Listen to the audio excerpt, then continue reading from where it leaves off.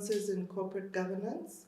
Today I'm the host. My name is Leah Mtongangoma, and I'm joined by Madam Sandra Malupande, an accomplished lawyer and company secretary who is going to speak to us about stakeholder relationships and how to manage them in corporate governance.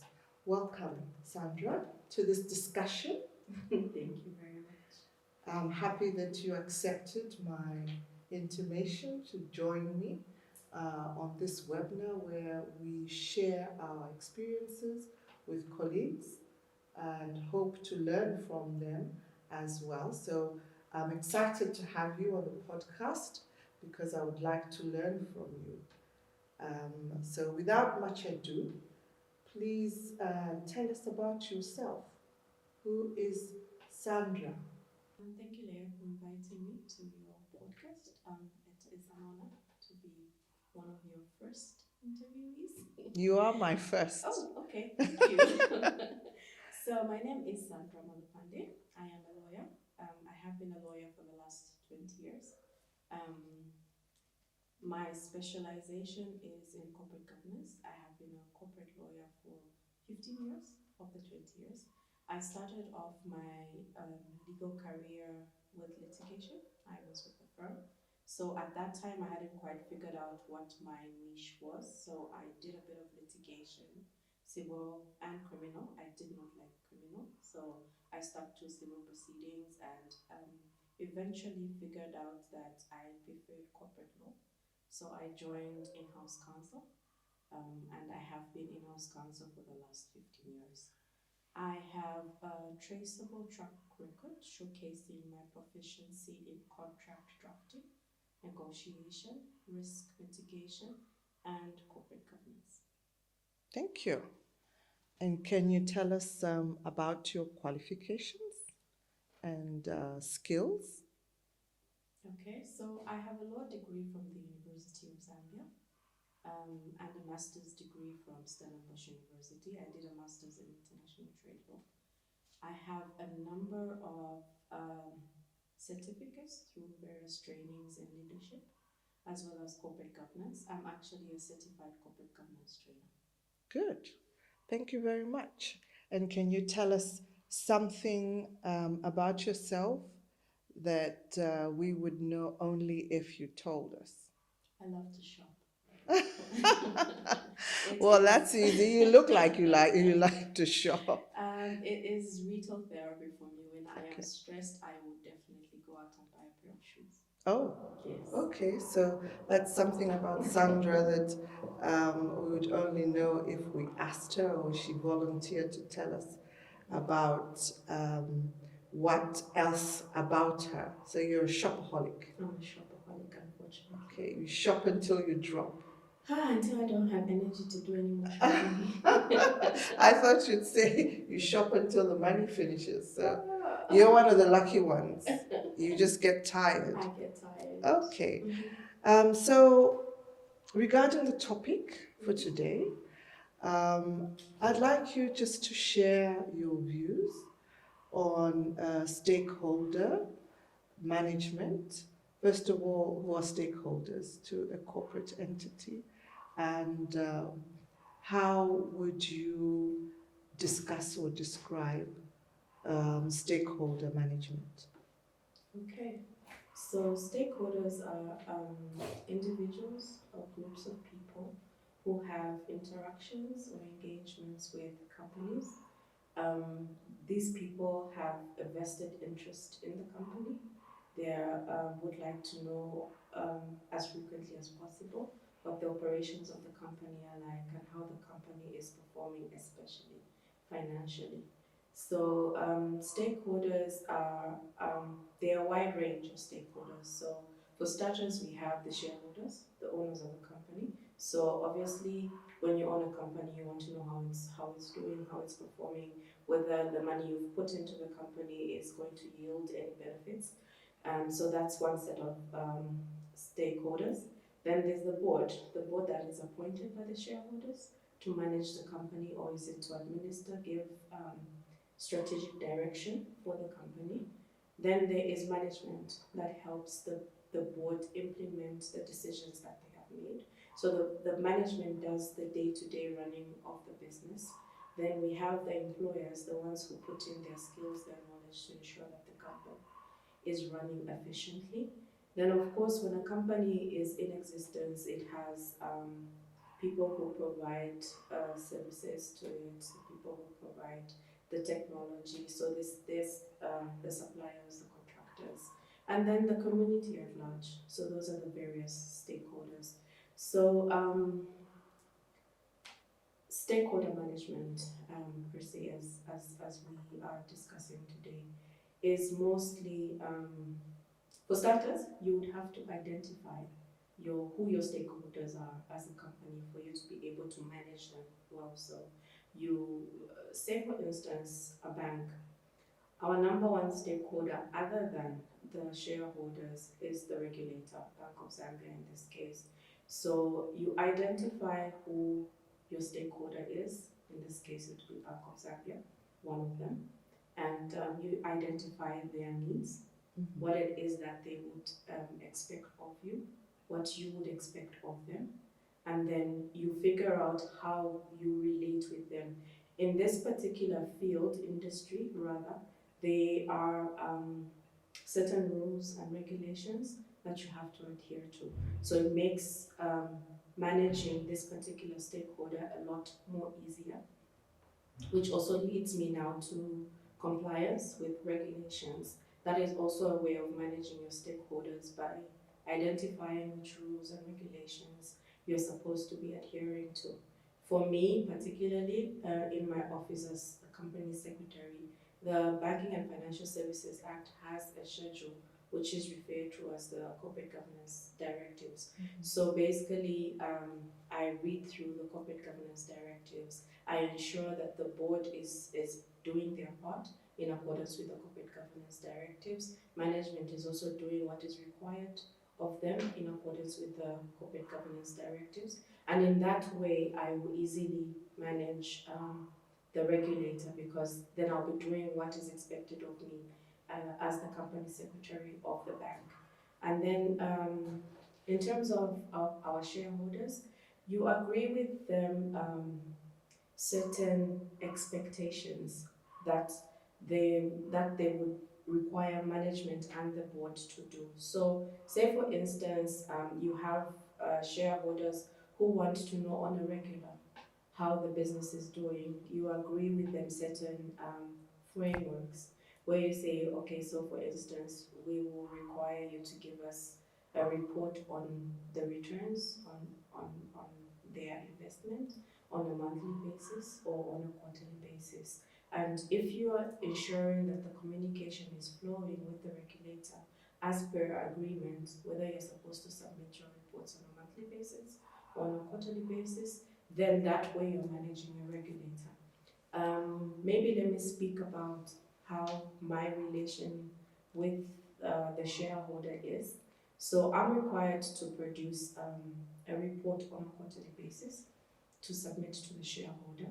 So it's, in a way, it's for them to know exactly what is going on, what was reported to the board on that during the quarterly meetings. So I do a summary of the board decisions. I do a summary of the audit committee decisions, a summary of the risk committee decisions, because of course they also want to know the issues that are coming up in the business, so that they know whether they should step in, should they put in more capital, should they put in more resources. So when the reports are given on a quarterly basis, they'll understand the business better. Okay.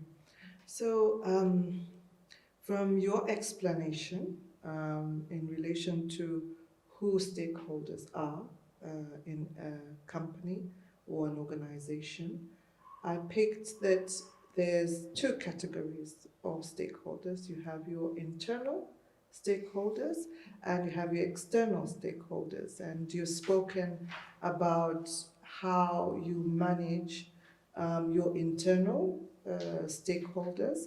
I think that that's the easier aspect of stakeholder management. Just if you could just comment on perhaps your experiences with external stakeholders aside from the regulator, and how you manage a sort of equilibrium. From what you have explained, you have different shareholders with different interests. So they are not all interested in the same thing, but you may find that their interests clash, and you are in the center of everything as a bank or as a company, an organization. So I'd like to hear from you your experiences with external stakeholders and how you manage their interests to avoid conflict. Okay, so I'll use the bank because that's my most recent experience with the shareholders, or well, with internal and external stakeholders. So what usually helps is having regulations in place. With the bank, we're lucky in that we have the Banking and Financial Services Act that clearly stipulates what a financial institution is supposed to do. So, in most instances, with such big corporations, you find that your shareholders are on the outside. They are not very familiar with what your laws provide. They don't know what your landscape is like in country. So, sometimes you find shareholders pushing certain agendas that are totally in conflict with what the laws of the country stipulate. So how you manage such stakeholders is that you make them aware of what the law contains in the country. And by this, preferably prepare a write-up so that they can easily see what it is that you're talking about. Point them to the various provisions in the Act or in the various regulations. Point them to decisions that have been made by the courts of Zambia regarding certain legal provisions, because in most instances you find that there's a difference in interpretation of the laws.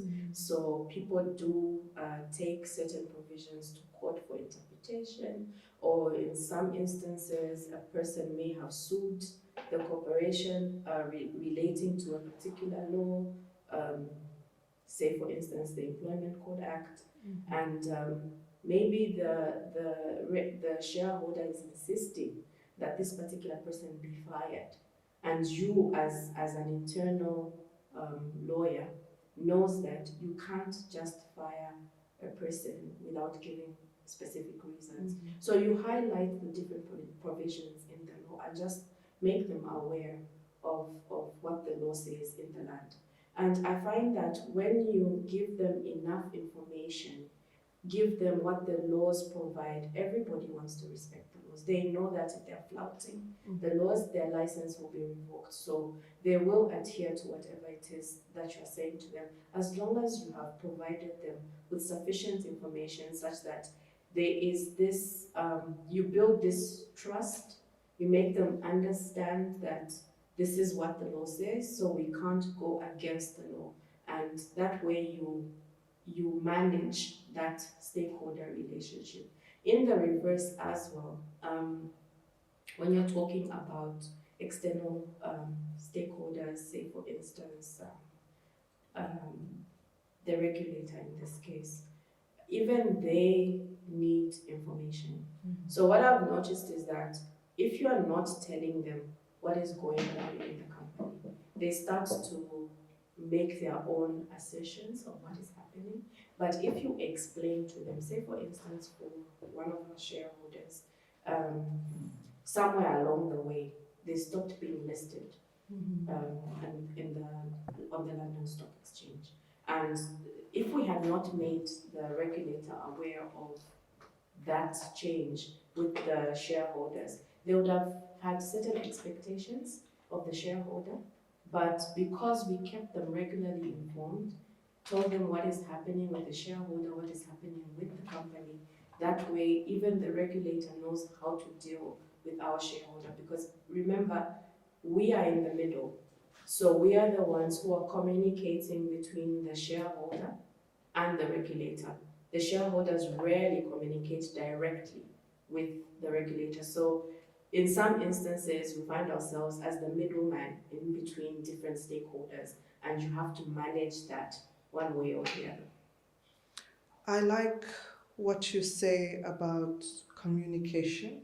It seems you keep mentioning you need to inform, you need to communicate. Is communication channeling an important aspect of stakeholder management? And if it is, what kind of channels would you um, recommend? I heard you say that sometimes you have to do monthly reporting, quarterly reporting. Um, I believe that is a channel of communication. And I also heard you talking about communicating any changes in status, for instance, if the regulator requires it. So it would appear that one of the critical aspects of stakeholder management is communication. But I think people would like to know if there are any recommended channels of communication. For instance, with the shareholder, there are certain statutory um, requirements that uh, sort of oblige the board to engage with the shareholder at least once a year. And beyond that, the shareholder's interest is still the shareholder's interest. It doesn't just appear once a year. And this is what you're trying to say. So I think perhaps if you could just elaborate on the importance of a communication system or channel with your stakeholders, and what kind of channels do you use? Is it just you just wake up in a month and you decide you're going to tell the shareholder this, or you wake up and you tell a supplier, no, you can't, you're not eligible to bid, or so what is it that you do to communicate to stakeholders so that there's peace, so to speak? So you're absolutely right. Communication is very, very important. It's cardinal in maintaining that relationship with the various stakeholders, because when you communicate frequently and as agreed, it creates this, it builds the trust between the stakeholders, and in that communication also you develop some form of rapport. So you did ask about communications or channels of communication. So when you develop a rapport between you and the shareholders, you have a way that you communicate. So I'm using the shareholders because for me that is a particular stakeholder that I communicate with constantly, other than the board. So for starters, there would be policies that you have within the organization, or is it guidelines or frameworks that you agree with the various stakeholders. Say, for instance, um, with the board. Um, with the board, you'd have things like terms of reference that indicate exactly what the board is supposed to do and what management's role is. And within those terms of reference, you also have an indication of how many meetings should you have, how many reports should be submitted to the board so that they know exactly what is going on in the business. Within those same terms of reference, you have it stipulated as to when the meeting should be held, how often. Sometimes they will indicate that, okay, so it's not just quarterly. If there's something that develops somewhere along the way, you can call an extraordinary meeting. So that is one way of communicating with the board through the regular meetings. Then there's also, you could also just communicate depending on the rapport that you have created with your board or your shareholders. I communicate a lot via email. If it is something that needs to be reported to the entire board, I send an email. Of course, following the guidelines, I have to run it by the MD first and ensure that this is something that I can share with the board. So our board also likes to receive information as it's happening. Okay. So that is something that they have communicated to us. So we don't have to wait for the quarterly meeting. If something happens within the quarter, communicate with them, send emails. They're okay with us just sending an email. But if it's something that needs them to make a decision, we call a special meeting and just inform them if they have to make a decision in that meeting. That decision is communicated. And then also there's, as I keep mentioning, the rapport with your board members. Some of my board members are actually okay with me sending a WhatsApp message. If it's something that needs to be communicated quickly, I can send a WhatsApp message and they'll respond to me. Or I can even just pick up the phone and call them.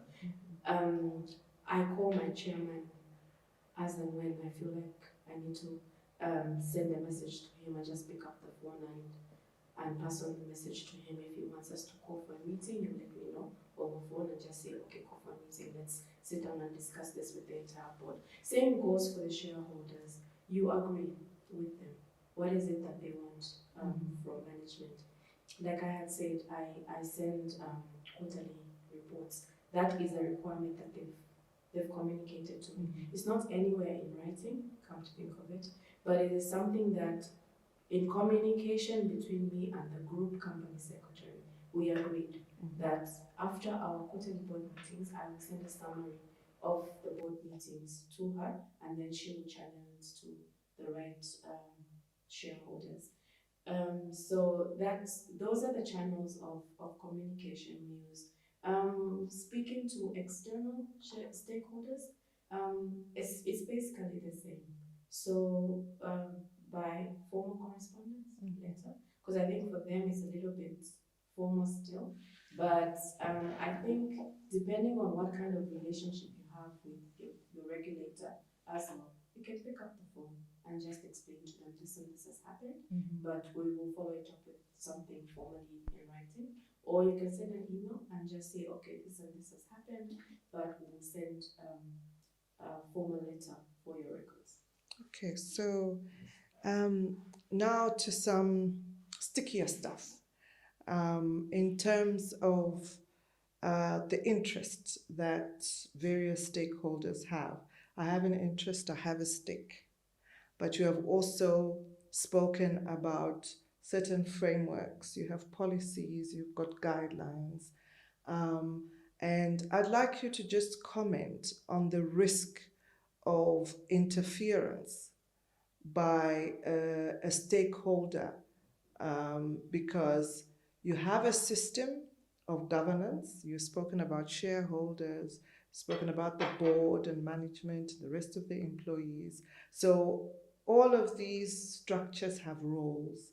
So what happens when a stakeholder appears to be interfering, or would your view be that a stakeholder can never interfere, especially a stakeholder like a shareholder? Sometimes you're told we're the owners of the company. What are you talking about? So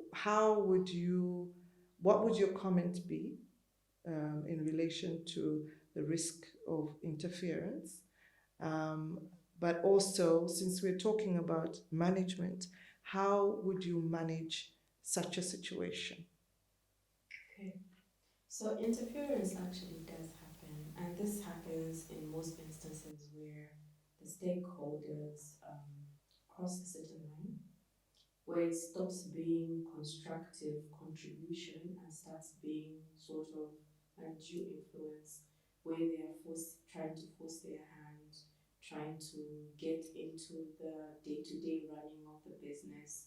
So as a corporate governance professional, that is when now we kick in and we need to be vigilant and observe when these things start to happen, because we are the ones who know that this is interference and now they're crossing a line, and then we bring it up with management. Say, for instance, I bring it up with my MD and just indicate to him that now the board has started. Say, for instance, the board is now trying to get involved in the day to day running of the business. So, as management, you have to set boundaries. You make them known. I'll use the board as an example in this case. So, most boards have board charters that stipulate what the board is supposed to do. And in those board charters, it's up to the company secretary, in most instances, to ensure that most of the corporate governance principles are highlighted in the board charter. So that is the one document guideline that you could bring to the attention of the board. Just highlight what the provisions of the corporate governance of the board charter are. In some instances, you will find that maybe they last looked at the board charter like years ago. They can't even remember what is in there. So you as the company secretary, you as the corporate governance professional, is supposed to identify the training needs. You've noticed that your board members have forgotten what is in the board charter. They've forgotten what the corporate governance principles are. And it's easier when you take them to training and have an independent person highlight these things to them. For me, they might look at it as in I'm resisting, but if you have an independent person stand in front of them and remind them what is contained in their own charter, remind them what is contained in the general corporate governance principles, that way they might take a step back and just realize that, oh, okay, maybe we are crossing certain boundaries. I suppose another thing that may be done if you've done your training, you've spoken to them, and they're not budging, the regulator. So you can use the regulator to highlight the provisions of the law. Have the regulator, and this is where the rapport I was talking about. If you have a rapport with your stakeholders, you know how to communicate with them. So you inform the regulator, this is the challenge that we're having. Our board or shareholders are crossing certain lines. Can you maybe just remind them what the law provides, what the corporate governance, like for me, the banking and financial corporate governance directives, what they state. And sometimes you find that when you have a conversation like that with the regulator, they will they will come in and do a review of whether you're complying with the law, whether you're complying with the corporate governance directives. And when they produce that report, it's directed at the board. It's directed, and you can also even share that with the shareholders. So they will be reminded of what their role is, and maybe that way they might just pull back and let management do the day-to-day running of the business. Okay, so from your response, what I pick is that continuous professional development is one of the tools that you can use to manage expectations or even manage certain conflicts that may arise between different stakeholders. And I agree with you that it's very important for you as a company secretary or as a management to have a program where your board members will not only be reminded but also be appraised with the current trends in corporate governance. I'm sure you agree with me that corporate governance is dynamic. It responds to what's happening in business.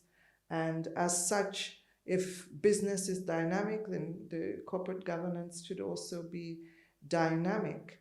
And I'm happy to hear you speak about instruments like board charters, policies.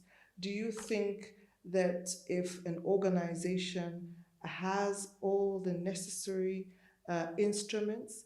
It makes stakeholder management easier. Do you think that those instruments help? Yes, they actually do. But like you rightly put it, the various stakeholders need to be aware of these instruments, as you call them. So the training of the board is one way of making them aware of these guidelines, the terms of reference, the board charter. But another way to make them aware of it is to have your board evaluation on an annual basis. And I am really an advocate of an independent person doing it, because sometimes when you do it and you're internal, they may get a sense that you're driving a specific agenda, and they may oppose you. But if you have an internal person, an independent person do it, they are more receptive to the information that is being provided by the independent person. So like we usually have our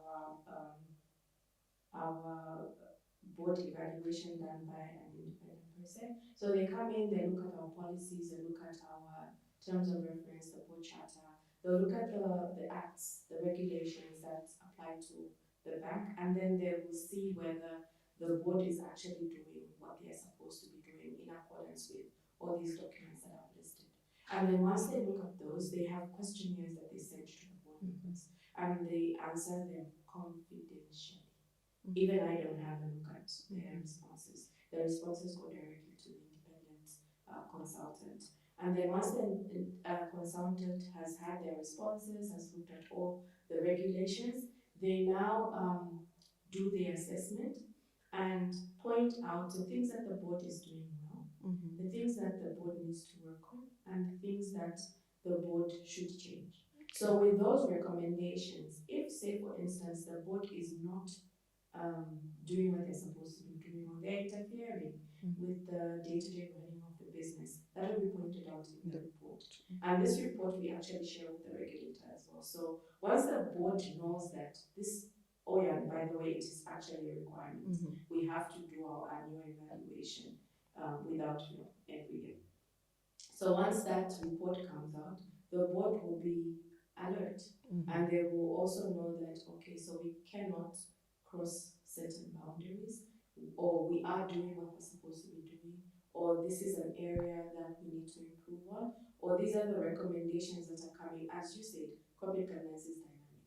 So there could be certain things that have changed that the board was not aware of, or maybe even I wasn't aware of. But when you have an independent person come in from the outside and remind you, or even enlighten you on the changes in the corporate governance space, and it is in writing, it is in a report signed by the partners, I think it brings to light certain things that you may not have heard of. Okay, thank you. And so we're still on some sticky stuff. And I think that's the most exciting for people. Corporate governance is about a juristic person called a company or an organization, a person that has no feelings, a person that cannot speak for themselves, and they have people, human beings, who do the feeling and the speaking, and they have something human called a temperament. And you have spoken about, yes, you give communication to stakeholders, and you have a nice channel, but there are issues of temperament, sentiment, that will pop up as you are trying to manage a situation. I myself have written about condescending behavior on the part of those who believe that they're in authority, and making those who are supposed to be implementing lawful decisions very uncomfortable. I've connected that to ethical behavior and brought in some emotional intelligence. What would your comment be about the fact that this juristic person is being managed by human beings with feelings and mood swings and all sorts of things? In your experience, what would you say about it? And have you ever been in a situation where you've had to manage not only the issue, but also people turning blue and black in the boardroom, and you having to put out some fires? So this is when now your soft skills come in. So it's more than just the technical knowledge. It's more than just your experience as a corporate governance professional. It is those skills that cannot be named. So you learn. I will use the directors of the board, right? You learn what your director's preferences are. I know, I'm not sure whether it was you who wrote an article on making sure there's coffee Oh, in yes, the it's me. boardroom. Yeah. When I read that, I was actually like, oh, okay, so at least somebody understands what I go through. So it's not the literal making of the coffee. It's just understanding that, okay, so my director is one of those people who like to have their coffee before their day starts. It makes their day better. They will not be screaming, they will not be shouting, they will not be in a bad mood. So you make sure that the coffee is in the room. You make sure that the green tea is in the room. You have a director who prefers to have their fruits and their, rather than have your biscuits, make sure the fruits are in the room when you're having the meeting. So this is me talking about knowing the directors, understanding them, understanding their needs. You have directors who are very particular about when you send the board packs. There are those who will, if you have not sent the board packs on time, they will say, we're having a chat, this is not a meeting. So you understand what your director's needs and expectations are, and you make that happen as a company secretary. It doesn't take anything away from you by just making sure that those things are there. So that brings me next to listening to them. And this has to do with any particular stakeholder. You have to listen to them. When they have an issue they are bringing out, sit down and listen. Don't listen to answer.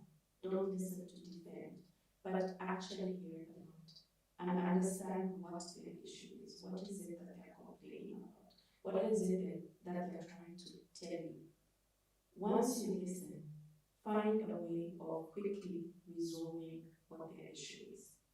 If board members have said your reports have inconsistent information, you can't keep doing the same thing you've been doing all the time and still producing reports with inconsistent information. Find a different way of doing it. Like we have pre-board meetings so that we make sure that one report is speaking to the other. One report is not saying something contrary to what the other report is saying. So we sit around the table, each person presents their report to management so that we make sure that our reports are all the same, all saying information that is consistent.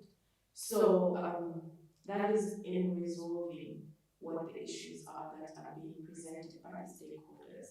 And if the expectations from your stakeholders are clear, you know what it is that you're supposed to be doing.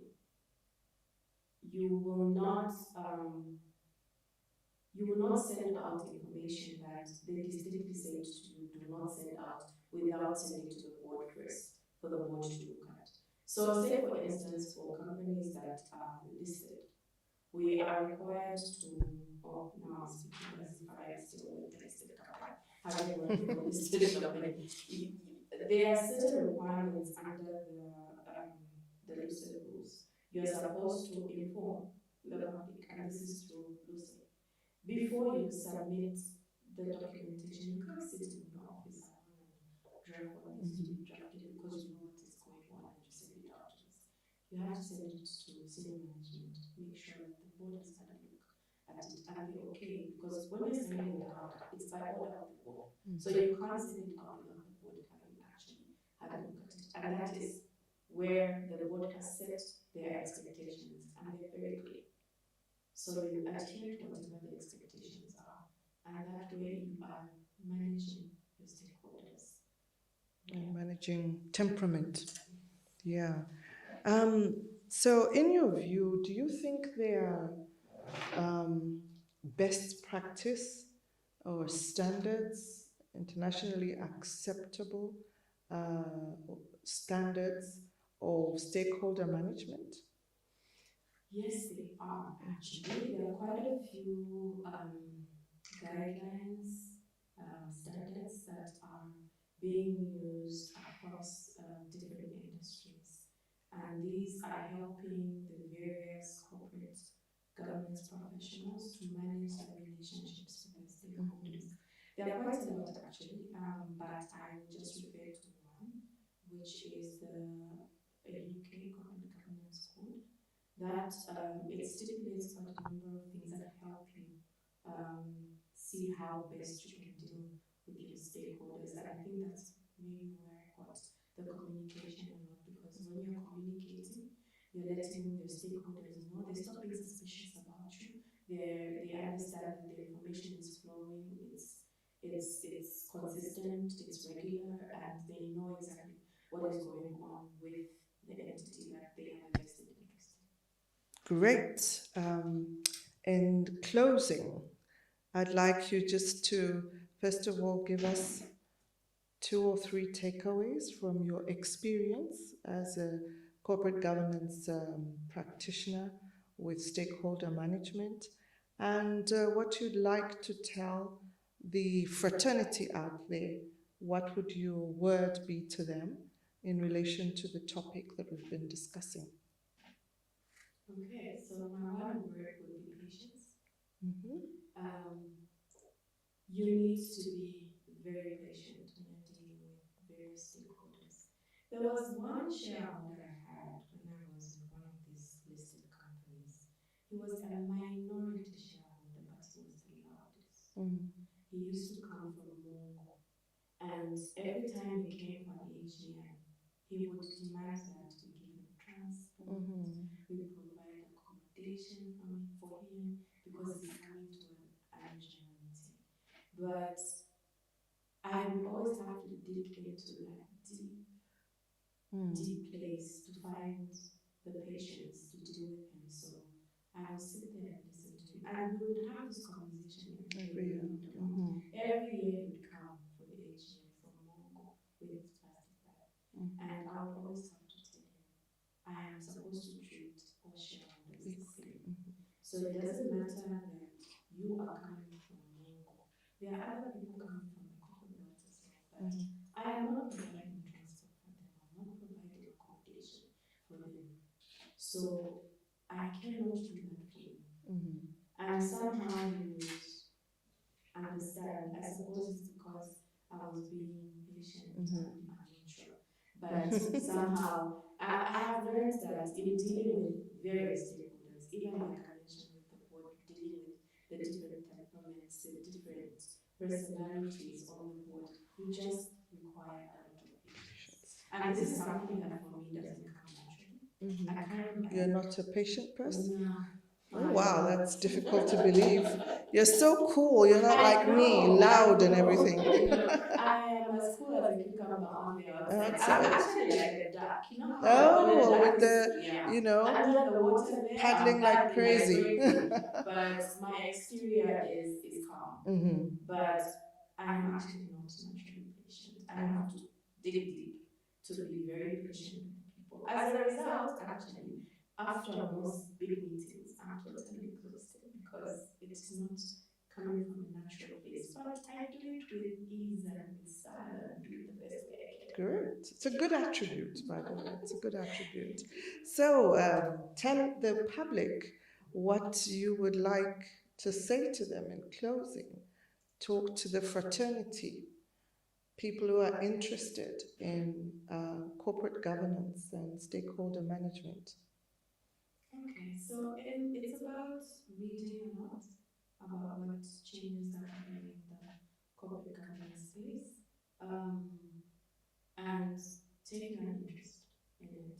I think pretty much anyone can do it. Just read Read. and know what's Be going on. current. That's what Sandra is saying. Just be thirsty for knowledge. Just always keep on top of it and just read as much as you can. And enjoy it, I suppose. And enjoy it. I love my job. I love being Wow. passionate. Thank you. Thank you so much. Thank you very much, Sandra, for appearing on my podcast. And thank you very much to everyone watching. And see you next time on Nuances or Nuances in Corporate Governance. I'm asking some people who you can't see. Have I said it correctly? Thank you very much. See you next time.